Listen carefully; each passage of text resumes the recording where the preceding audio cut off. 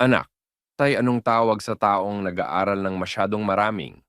Tatay, ano anak? Anak, tawag! Kasi tawag ka na ng tawag, hindi pa rin naririnig.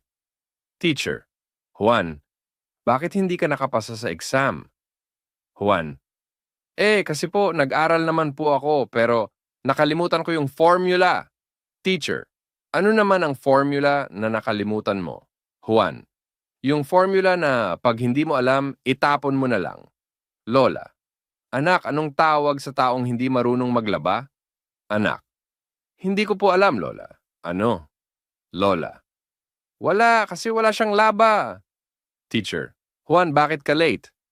Juan, kasi po teacher, natulog ako ng maaga pero gising ako ng hating gabi. Anak, Tay, bakit hindi mo ako pinapayagan mag-internet? Tay, kasi anak, baka magpakabobo ka sa sobrang paggamit. Lola, anak, anong tawag sa malapit na kapatid? Anak, hindi ko po alam, Lola. Ano? Lola, kapatid na malapit?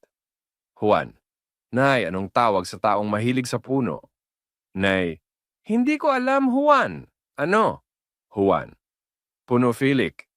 Teacher, Pedro, anong ginawa mo sa iyong homework? Pedro, nagtago po, teacher.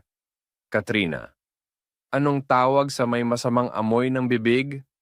Lito, ano? Katrina, my breath of fresh air.